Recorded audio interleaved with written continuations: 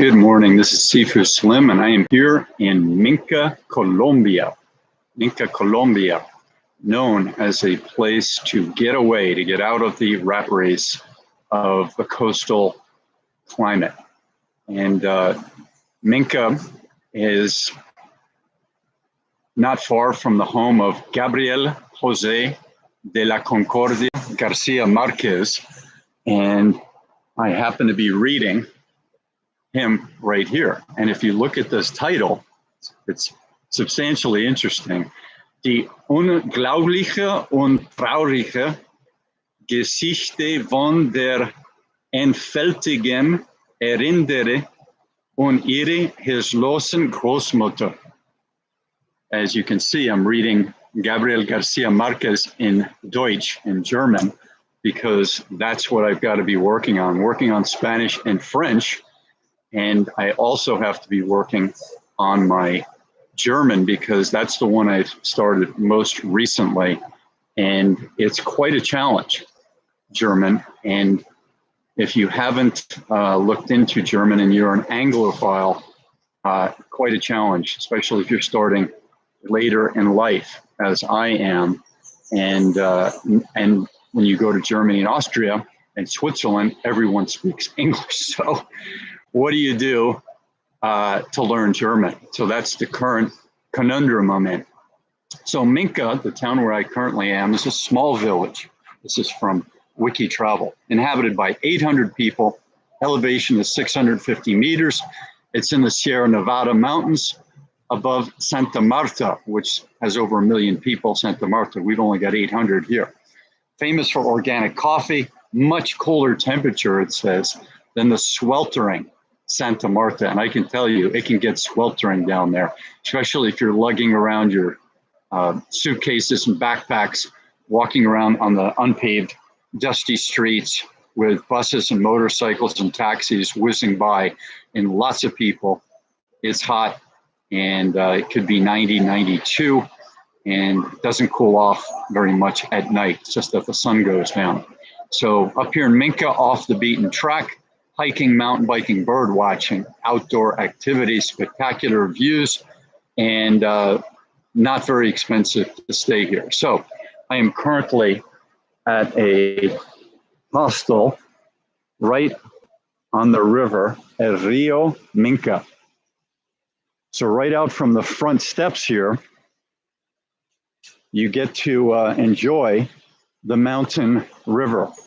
And I was going to shoot the video down here, but maybe you can see there are some holes, and there are these giant hornet or wasps that are going into there. There you can see one. Probably doesn't appreciate me here. I hope he doesn't zap me. But they're going to,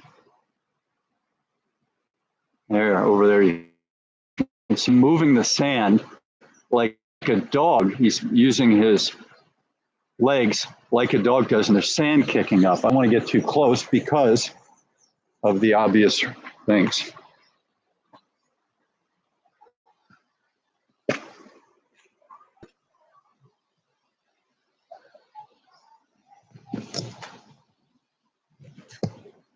So that's Minca, and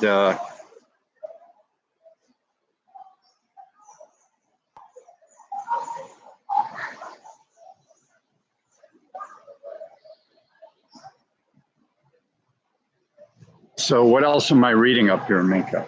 So a nice thing when you travel is to find books. And I happen to have here a fantastic large book, The Native Americans, the Indigenous People of North America.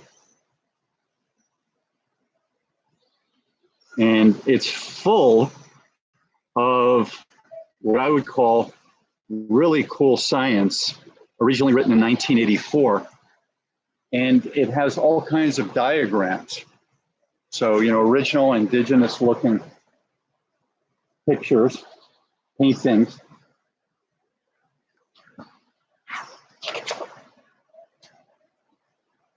Original photos from the 1800s and early 1900s. And then each region and each tribe, they give you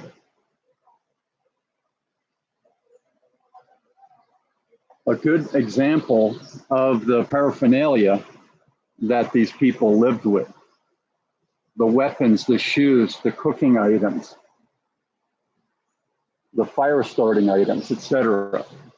And so these authors do that for most of the tribes in North America. And it's a really fascinating book. So my goal now, since it was reprinted several times, including all the way up to 2004, is to see if the information here was updated, first of all, from 1984 through 2004, which would be fascinating to me. Here's Sitting Bull with William F. Cody, Buffalo Bill, in 1885. So I want to see if the information, first of all, from a publication point of view, was updated over the course of the years of the release of this book. 1984, several different public republications through 2004. That's the first goal. Next goal would be to find out if the science from 2004 or 1984, whatever I determined was the last date of scientific updating, is how it correlates with the information from 2019. So let's see if I have a chance to do that. And it's fascinating. And that helps, rather than just use the book for entertainment. Since I am a student of hunter-gatherers and history and science, I want to see what this book does to my learning process. And my learning process will be enhanced by diving into this from a fact-checking and updating point of view, of course, looking into the new science, the new research that's out there, and how that correlates. That contrast, of course, aids to your learning ability. So what else am I reading? I've got a French book here that's got literary, A. Boer, N. Bouvier, etc. So it's a grouping of literature. It's called Le Regard, the look back, Le Regard littéraire. And so, don't know if you can see it. So I am not a snob when it comes to the condition of books. When I find a book that's readable, I will read it. And so this one is keeping me up on my French, which I've had the good fortune to have spent at least 20 years in study, and then other decades just keeping it up. So there's French. And then, of course, the lovely notebook, which who can be without? And this is an easily transportable notebook right in your fanny pack to enhance your note-taking, your learning, your vocabulary, your directions, etc. So those are some of the books that I'm currently reading. My current challenge is to find hiking shoes. I have hiking shoes in 4 different places currently in the world: Germany, Colorado, California, and Honolulu, Hawaii. So I've got hiking shoes, 4 different ones in those locations. And I am stuck with Vibrams, which are very good on hardpack. They're good on tarred roads. They're good on sand, but they're not good on rocks, uneven surfaces. This particular pair of Vibrams are very thin. They wouldn't be good on rocks, which is what I'm dealing with here. I don't have too good of an example of the uneven rockiness, but let's say you were hiking down something like that. These Vibrams would be very challenging. And if you're on a road where there's some mud, some dust, and uneven movable rocks, the size of a half an apple. Quite a challenge to do that in the Vibram. So I did use these a lot. This is my second pair of Gumbies. These are an American company. I bought these in first set in Austria, second set online. And I love these because they've got like a tire tread on the bottom and they're very solid. I mean, I've gone up some pretty challenging things with these, but I haven't gone on a lot of shifting rock type and uneven to the point of misery with these. And if you walk on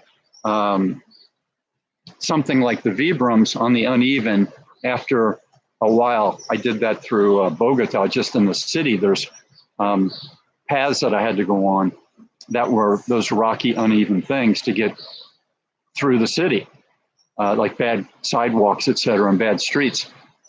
My feet, after 4 hours of walking around with these, were bone bruised and not very happy. So these are other shoes that I have at my disposal. And what I've had to use is I've had to use my Birkenstocks, which you can see are getting pretty abused, but hey, shoes are meant to be worn. And these are a little bit thicker, and that's giving me some protection against the stones. And of course, the toes are getting